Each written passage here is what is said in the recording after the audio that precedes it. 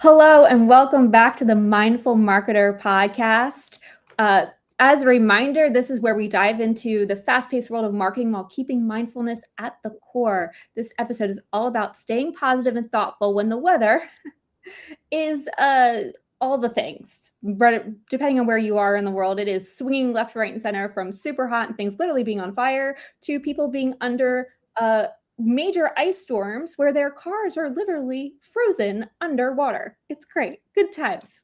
Happy global warming, all. It is a struggle out there, and we are here to help provide some ways to navigate the swings. We have a special guest with us today, very exciting, our serial entrepreneur, Trish Ryan, who has lived as a marketer in her previous life in her W-2 world, but then switched over to running a very cool co-working space in Princeton to now owning both a coaching company as well as a newsletter called Quit in Time. Quit in Time is a opportunity where it goes out at 4:45 Eastern time, although we're working on that, so everybody gets it at 4:45, because it's the moment to turn off. When you get that newsletter, it means it's time to close down and head on into family time, where you get to get some topics around what is happening, not in the world, anything but the world, but fun that you get to bring to the dinner table and unwind with. It is so good. Trish, welcome to our show. And Aileen, always good to see you. Hello. Welcome, Trish. Thank you. It's so exciting to be here. So excited. How's everybody doing? How's the weather? I mean, I was hoping to be under gray, stormy skies like I was yesterday, but you know. Should we go through where everyone's tuning in from, Carrie? Yes. So where is everybody, and what's the weather like where you are? Trish, you go first. Okay, so I am currently in Philadelphia, Pennsylvania, and it is sunny as I'm looking out in the sun, and my watch says it's 34 degrees outside. But that, varies. I think 2 days ago it was 18 degrees, and now it's 34. Like you said, I think it goes up and down. It sways like a pendulum everywhere. But I'm going to take it what I got today and work with it. Yeah, I'm in Connecticut and it's also 33. And this is like, it feels like spring for us because it's been we've had like a deep freeze the last few weeks. But the sun has been out, so I'll take it. Looks like the sun is out everywhere today. You can clearly see it's out behind me. I'm in Guernsey, which is an island in the channel between England and France. Clearly, I'm not British. I have a very American accent. I actually am from Philly. And so, but on the Channel Island, the wind picks up tremendously, being in the ocean essentially. And so we'll have swings where it'll say it's like 50 degrees outside, but because of the wind chill, it'll be like 20 something. So today the wind has calmed down, the sun is out, and I am in a glass house, so I am baking. And I am here for it. You're in like a greenhouse. Yeah, essentially that's what they do in England because the weather is mostly dreary and miserable 9 months of the year. So it's our reprieve are these little glass houses. So I am enjoying it. Wonderful.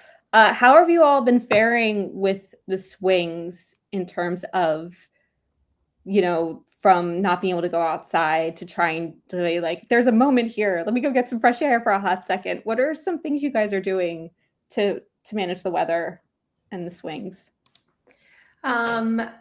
It's definitely a concerted effort because it's so cold. Like, it's just not enjoyable. Like, it's different if it's like a little warm but dreary out because you can at least like adjust, right? Like at the temperature.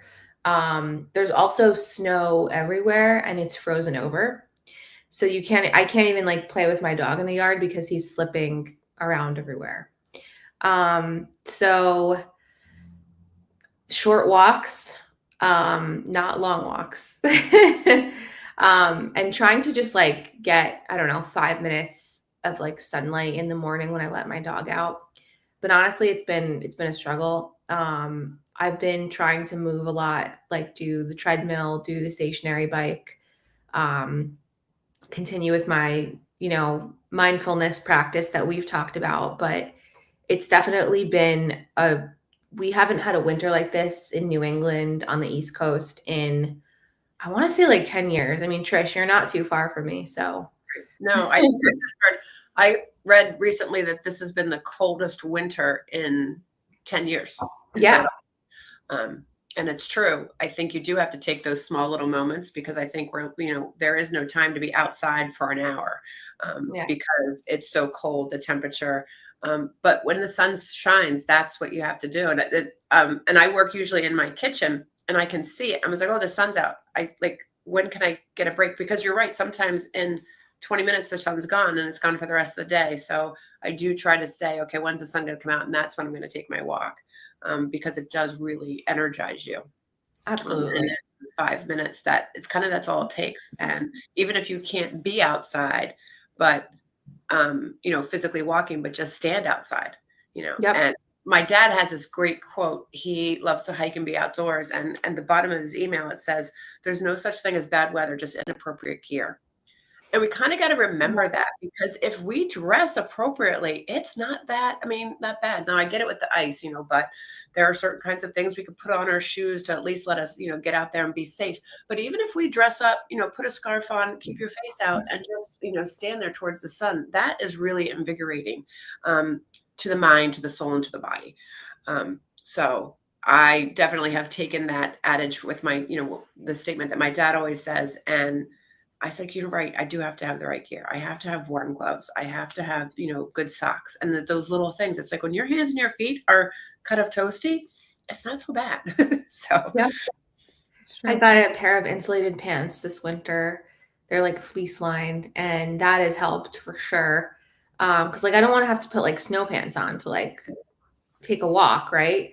But I was trying to walk and my legs were freezing. So definitely your hands and your feet, your head, that helps retain the heat. But yeah, I really like that quote. It kind of puts you in your place of you have the tools to do this. You're in control. It gives you that empowerment of the weather doesn't have to dictate my mood, my productivity, any of those things. It's I do have control over this. And if I get something, like you said, a pair of fleece pants, that helps a little bit. And then, instead of staying out for 5 minutes, I can stay out for 10 minutes or 15 minutes just with something, some appropriate gear. I will say having a dog really helps, because I have to get him out, or else he's a maniac inside. I know not everyone has the luxury of having a dog, but I think what's helped me is I have to do it for him. He needs to run around, and then I kind of feel better. It gets me out there. I never go outside and come in and feel worse. I mean, other than being really cold, but it's kind of that saying about exercising, you never feel worse mentally after taking a walk or taking a jog. I mean, obviously if you hurt yourself, that's different, but it's so true. I never feel worse or in a worsened mood after going outside and coming in. So it just takes that mental strength to get out there and push yourself. Right. It's that reward that you're going to get after you do something. You have to remind yourself that there is a reward at the end of this, at the end of the brisk walk. I want to hear about what emotions you have both been battling, and I'll layer into of these last few months as the weather has been swinging. I do also want to say that if you are here live with us on LinkedIn or YouTube, tell us where you're calling in from, what your weather's like, and how you've been navigating the swings. We want to hear from you as well. Join the conversation. But how have you both, what sort of moods have you had, as the weather has changed over these last few months? Trish, I'll let you go first. It is interesting to say, sometimes I don't really get in a bad mood, but it is, it's hard to get motivated, especially so when you wake up in the morning, when I can see it, we don't have blackout blinds, but we have blinds, and you can kind of see through the blinds. Is it a sunny day? Is it not a sunny day? And when it's not, or it's dark still, when outside in the morning, you're do I really want to get out of bed? How do I want to do this? And how long can I stay? So I automatically start playing games in my head with what am I going to do? And so it's that just that there is no emotion there. And what you want to like, and so it's not a bad emotion, but it's not a positive emotion. And I'm like, okay, well, I don't want to stay in this state either. And so it's always like that trick to say, how do I get out of this state? So because it keeps you stagnant, definitely. So that emotion of non-emotion is kind of terrible. Lack of motivation. I mean, that's definitely the struggle on those gray days, especially where I live. I call it north of the wall because during the winter, like late December, the sun won't come up until like 8 and it'll go down at 4. Oh, So the days are so short, and getting up and like getting out of bed at 7:30 in the dark is, to your point, Trish, like zero motivation on that one.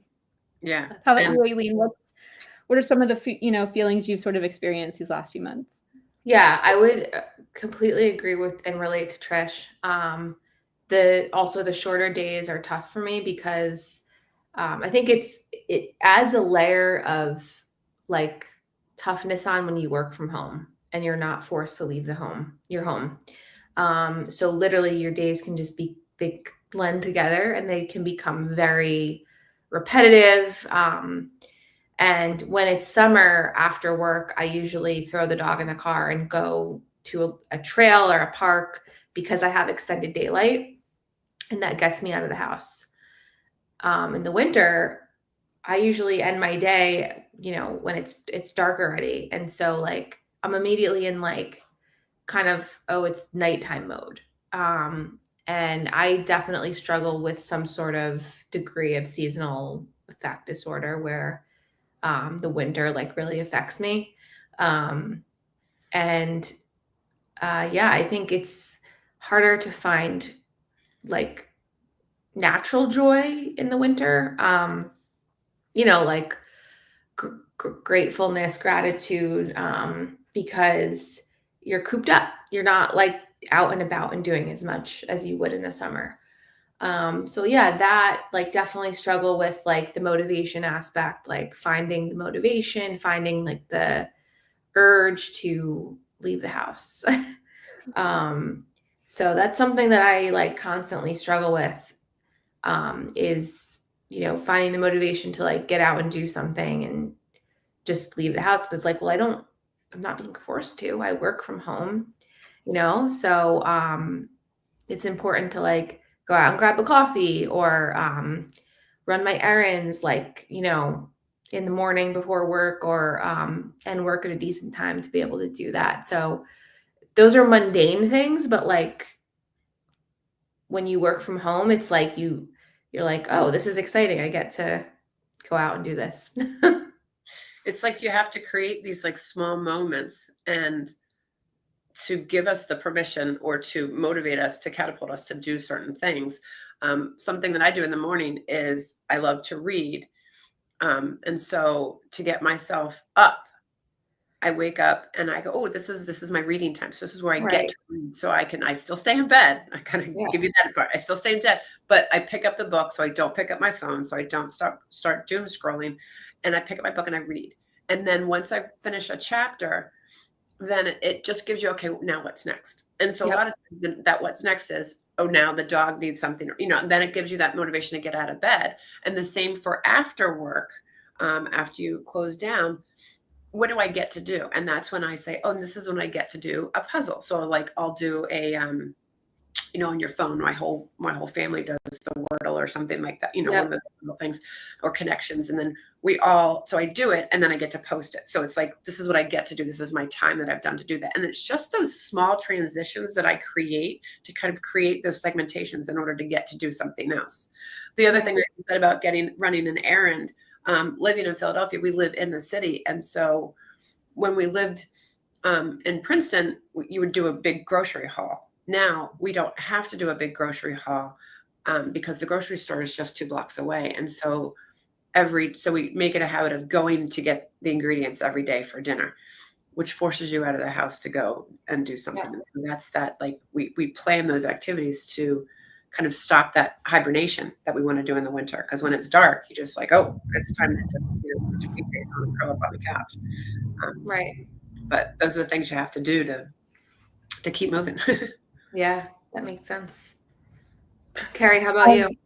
Yeah, I mean, for me, it's the thing that's really helped, especially this last year, is activities.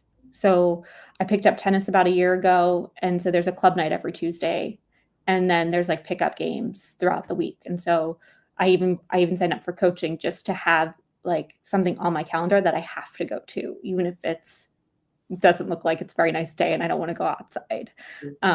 That also helps to everything we've been saying too about mood. So I really struggle with sad really hard. And so getting out and move my body is definitely helpful, but I've never been one to really work well on like a treadmill. I love that you can do that, Aileen. I think that's awesome. You can get on a treadmill or on a bike. My dad's the same way. He's got one of those really cool bikes because he's a cyclist at heart. He's been cycling his whole life.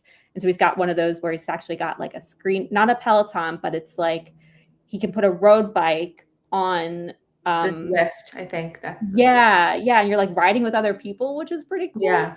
That's cool. I love that I think that's awesome. For me, I have to be with other people. I need, tennis is just one of those wonderful outlets. Music is the same way, where I can go and be with a group and we're making something bigger than ourselves. I so struggle practicing at home on my own.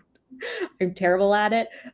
So just having those things on my calendar that forces me to go be part of something bigger than myself and get out the house has been a huge game changer. Otherwise, I would totally hibernate, not go anywhere. My husband would be like, "Let's go for a walk." I'm like, "Did you look outside?" He's like, "If we didn't go outside in this weather, we would never go outside." Right. Like, crazy.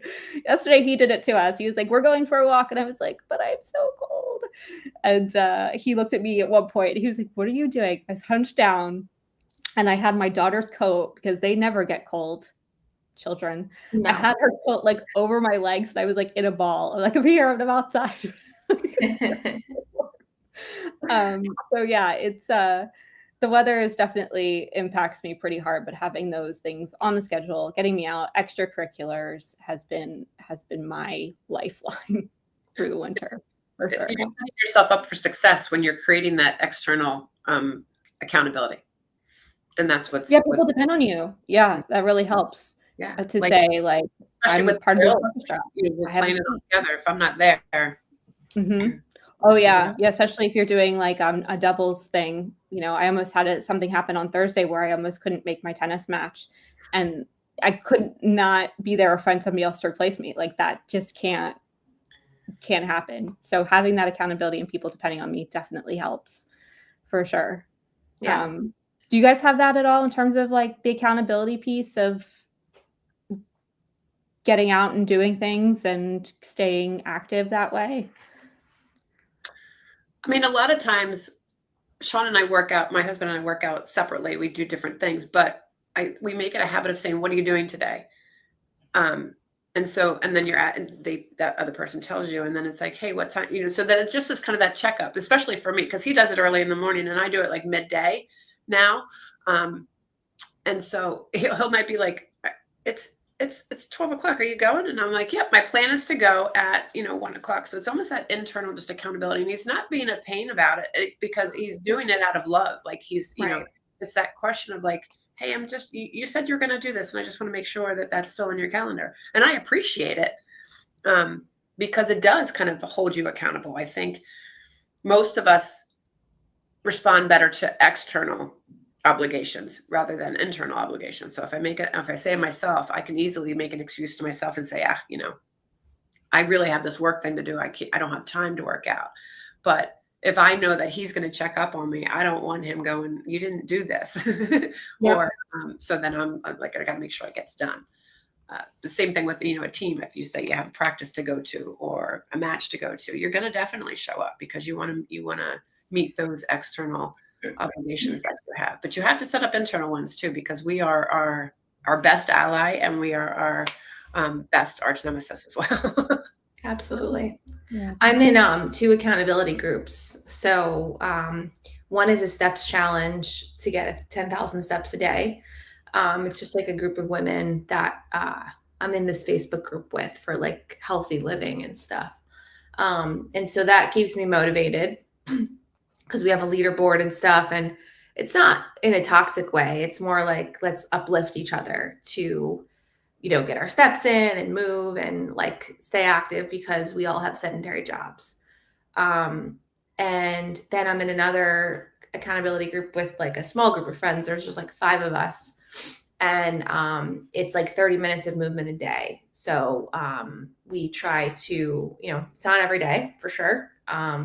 But if you go a couple days without it, you're like, okay, this is my motivation, my accountability. So I'm very motivated by like the satisfaction of like seeing a check mark, like checking things off a list. Like I have like a workout app and like it shows you if you have like a 7-day streak or whatever. So like reward systems like that keep me very motivated. So that works for me. Well, Trish, you mentioned this around the internal accountability piece. What are, I think Aileen just mentioned a few of them, of the check boxes, the gamification from apps. Are those the things you recommend, or do you have any other suggestions around how we can hold ourselves accountable and not talk ourselves out of the things we probably should be doing? I'm really good at that. I think the number one thing is awareness and realizing that what you talk to yourself, you talk to yourself the most. That's who you talk to the most, is yourself, and the decisions that we make. And so we also have to realize that you could say, so we lie to each other. We lie to ourselves the most. And so you really want to make that awareness of like, I create my own life and I am 100% responsible for my life and the way it turns out. And I can't say it's the weather's fault that I haven't been moving and I've been sitting more at home. So we have to kind of create that. And so that just creating that awareness kind of keeps you motivated, in my opinion, in a positive way, because you want to create that healthy relationship with yourself. So even just writing it down in the morning, some kind of thing like, something small like that, so that you can check it off. We all love to, I personally love to-do lists, and I love to see them all marked off. And so mine might be so mundane. It's like, get up, read, do a little bit of movement, and have my coffee, because I love my coffee in the morning. And it's like those little, like those rewards. And then if you put movement, write it down, just, realizing that you are responsible for yourself, and we could set up ourselves those accountability things, like going to those groups and having those groups with us to support us. But we are the main drivers of what we do and our destiny. So, we can't blame the weather, because we're always going to find an excuse. There's always an excuse out there to be had, and it's probably valid. But how do we overcome those excuses and stand up for ourselves? Because then at the end of the day, you're kind of like, I crushed it. Right. And that feels so much good. And that feels so good. And that gives you that motivation to do it again the next day. Yeah. I really like that point of like, you create your own life. Like that applies to so many different aspects. Like absolutely. Every decision you make, it like micro decision, it like contributes to your overall, like how your life is playing out. Right. And whether it's movement, nutrition, how you show up to work, how you show up in your relationships. And I really like that mindset, because it puts you in the driver's seat. Yeah. It's empowering. I think that statement sometimes can sound scary, but when you look at it from a positive, like, it's like, I got this. I am in the driver's seat and I have complete control over this. And that's good, because we always hate to not be in control. Right. We always say that with our bosses, I have no control over it because he told me to do this, or, I have to do this because she said to do this. And when it comes to our own lives, we are the drivers. And then that's, I'm like, yes, no one can tell me what to do. I get to tell myself what to do. Absolutely. And I want to think for myself. Yeah. Trish, I know you have a newsletter, Quit in Time. Can you can you tell us sort of like the motivation for that and the ethos of it, and what inspired you, and the type of content you put out with it? Absolutely. So it's very interesting. So my husband owns a media company, and he sends out 4 newsletters to men. And one of our friends, and he's been doing that for 7 years with his business partner, that's called Rotary Digital. And one of my friends was coming in from California and we hadn't seen her in so long. And so she was catching up with Sean and saying, what do you do? And he was explaining this all. And then my sister and I went out with our friend into the city for the day. And a couple hours later, she goes, okay, well, Sean does that for men, but why isn't there a women's one? And I said, well, she said, why doesn't Sean do a women's one? And I said, well, because he's a man. Like, Right.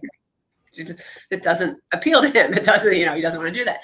But of course, then, she explained this at noon. She asked me the question at 3. And then at like 2 a.m., I was like, wait, why isn't there one for men? Or why isn't there one for women?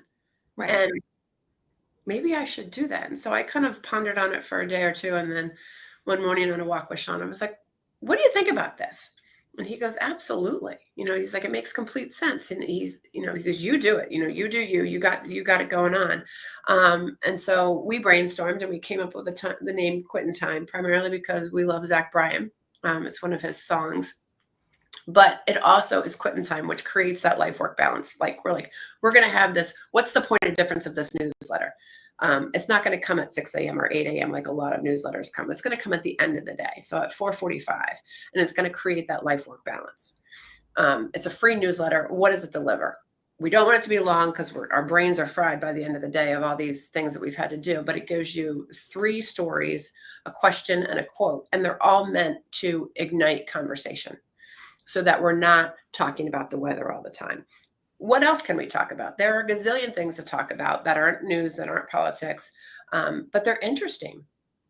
And so we give those topics to start that conversation. So whether you're at home with the kids at the dinner table, whether you're at book group, whether you're at a wine club, whatever you're doing for the rest of the day and into the following day, it gives you those little nuggets of information that can start a different conversation so that we don't talk about the weather. And that's what it is. So it's great.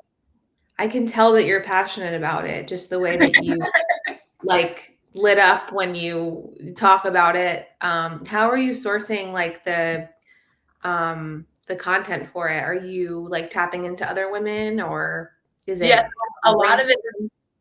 I look at, I go onto the internet and I try to find really interesting stories. So it's so looking at those different news sources. It's also looking at a lot of blogs, going through Google and trying to find what's interesting that's not news, and just getting those tidbits that are still maybe time related, or even back in history, because we always kind of like, what were we doing then? Which I find is amazing. I just went to where were we? We were at a party the other day, and somebody was talking about we were tapping phones to get connected. Yeah. And I said, I'm having a flashback of the Jetsons, because you watched that show when you were little, and this was like, no, that's never going to happen. You can just send information that way, and yet that's what we're doing all day today. So a lot of the stories talk about history, like how did things start? One of the stories I posted on a couple of weeks ago was like the history of sunglasses, because now they're all such a fashion statement, but they were created originally during the winter when the snow was so bright, people needed to protect their eyes. Yeah. But just having that information kind of is like, it is kind of weather related, but it's a different twist on it. And so that's a kind of like, hey, everyone's got their sunglasses on. Why did we start wearing these? And, they actually are a fashion statement as well as very functional. So having those conversations, it gives us that freedom and that creativity just to think differently and not get that monotony, which is what can happen so much in the wintertime. We start talking. Yeah. And it just gives you that different point of view. Yeah, touching on the accountability aspect, I love that it comes at the end of the day. Because like if you're still online working and chugging away and you see the newsletter come in, you're like, oh, you could be wrapping up. It's quitting time. It is. I really wish I have to get my technology set that like if at the end of the day like a certain time would come off, like just start putting your rally song on or song to kind of exactly to do that, to kind of like, okay, how important is this? Can it do happen tomorrow? Because it's me time, and that's how we create that balance, which will make us and continue be good marketers, to do good in all aspects of our lives. I think so many times we find an imbalance where we're rocking it in the work world, but then we're suffering in other parts of our lives. But we really need to have that balance, because the wheel doesn't turn unless all the spokes are solid. Totally. Yeah. You mentioned it, and I think this is the perfect place to sort of wrap up here around the routine of it all. So we talked sort of around this notion of having the routine, especially getting through the winter months and having ways to move through the day. What's your routine? I'd love to know from each of you, like, do you have a routine? And if you do, what does your day look like? And where are those transition moments? What are you using to get you from one moment to the next? Aileen, you go first. Okay. Routine. I definitely struggle with it in the winter months because I want to stay in my warm bed in the morning. But again, I go back to having a dog. It's honestly one of the healthiest choices, like life changes, I guess, I've ever made. But I wake up and get out of bed because my dog needs to eat and go out. And that gets me like, going in the morning. I'm focused on him, letting him out, feeding him, playing with him. And I kind of ease into my day that way. My coffee sometimes I walk like a zombie to the coffee pot, but it's awesome. It like the first sip just gets me like invigorated. I literally feel a jolt. And I try to do some movement in the morning if I can. Sometimes I have early meetings and that's hard to do. I'm not a wake up at 5 a.m. and work out person. And I've come to terms with I'll never be that. I've tried. It's just not in me. I like to sleep and I'm not a huge early morning person. And then I do my gratitude practice, which takes literally 60 seconds to write a few things down or just reflect in my head on what I'm grateful for. I've talked a lot about this with Carrie, but it could be like the color pink. It could be my morning coffee. Like it doesn't have to be some woo-woo, really deep thing, right? It's literally the simplest things in life. And then I log on, start my day, look at my email, obviously like shower and get ready and make myself presentable. Changing into like some sort of outfit definitely gets me in the shift of like, okay, I'm transitioning from like, especially because I work from home, morning, waking up, personal life to work mode. So I try to like throw on like a cute shirt, do my makeup, do a cute hairdo if I have time. And then sip my coffee and like go through email and catch up and then dive into my day once meetings start. I love exercising. So usually that's a part of my day somehow, more towards the end of the day. But I love strength training, cycling, walking, running, yoga. And so like, that is my like reward. Like you were saying, Trish, I get to do that. So that's part of my day. And I also love to cook. Cooking is like my decompressing from work creative outlet. So it's me. Today, I love it. I love it. Trish, what about you? What's a day in the life look like for you in terms of your? It's interesting. Definitely during the winter months, I've said, okay, I really need a schedule. And so I wake up and like I said earlier, I get to read. So I wake up and say, oh, I get to read. It immediately kind of like gets me up. So at least I'm sitting up in bed. I read a chapter of my book and put that down. And then I have, it's called downward dog yoga, but I use it more just for movement, just to get my body moving. And what's great about it is that you can set it for whatever amount of time. And I love it because I can set it for 8 minutes. I don't want to do yoga for 45 minutes. I'm sorry, I'm not that person. But I can set it for 8 minutes. And I was like, okay, I can do this for 8 minutes. And it's just, it's literally just moving your body, all the limbs of your body, just to get that blood flowing, which is perfect. And then after that, I go downstairs, I empty the dishwasher, I make my coffee, and then do my emails while I'm drinking my coffee, and I do my productive work. I'm most productive in the mornings, as I've learned. So I do my hardest tasks, what I need to get done, in the morning. And I set those time frames because it's got to be done. And then I can go to the gym. And that's my time then to go to the gym. And then in the afternoon, I do the work that is more like a day-to-day things that you need to, that you have to get done.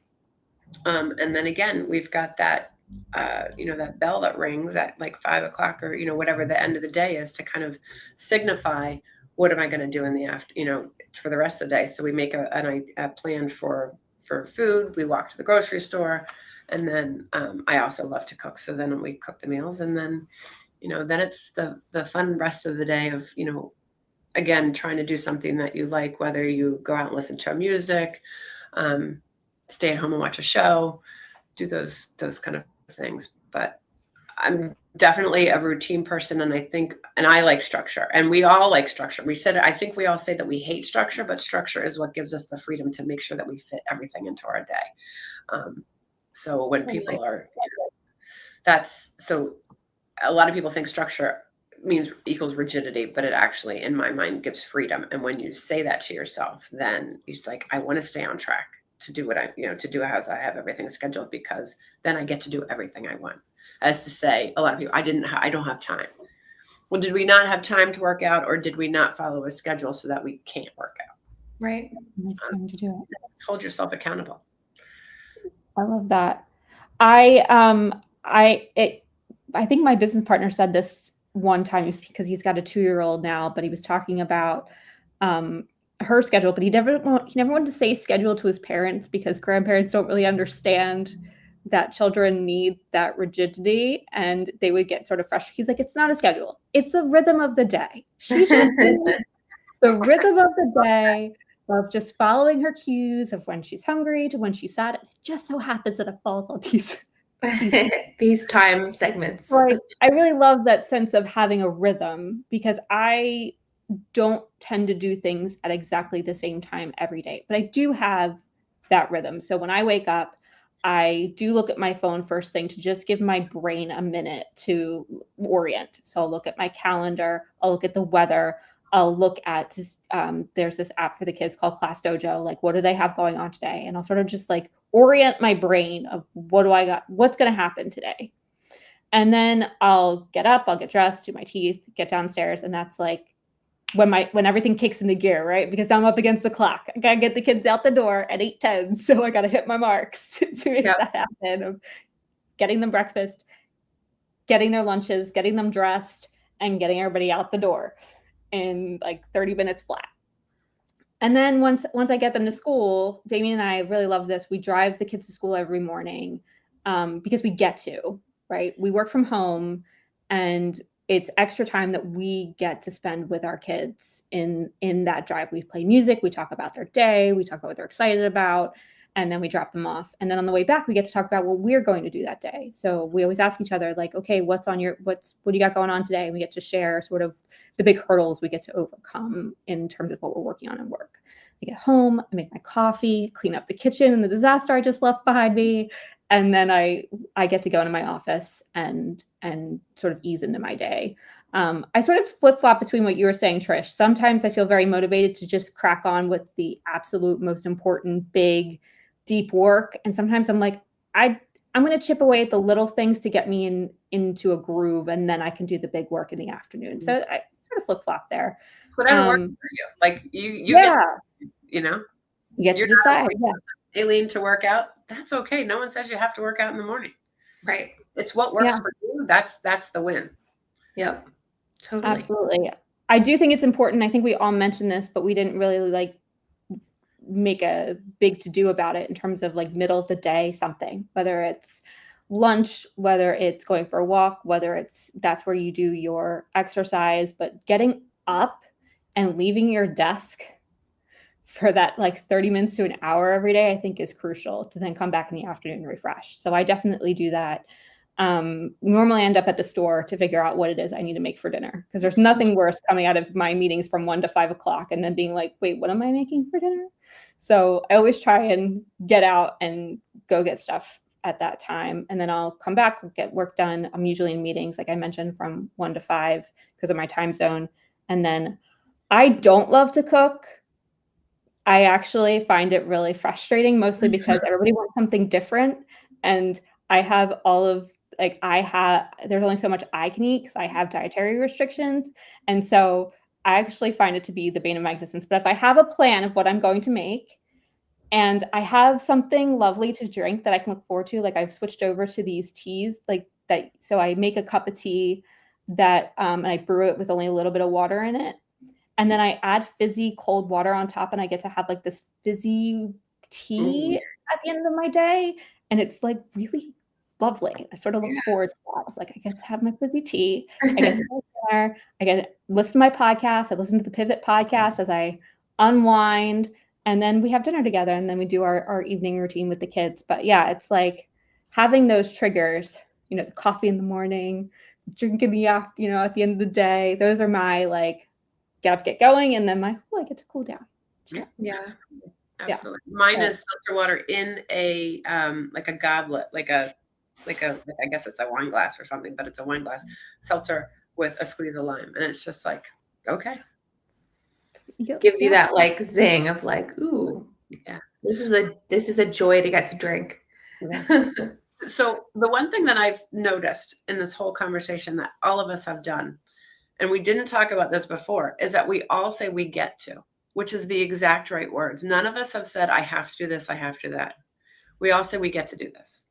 And I wanted to point that out as a coach, because that's so important, that we do get to do this. We are in control of what we want, and we get to do these things. We get to take our dog outside. We get to take our kids to school and spend extra time with them, because we're choosing to do that. And that's what's beautiful. And it's that small shift in mindset, which will help us get through these dreary winters. And then in the summer, we'll complain about how hot it is. Yep.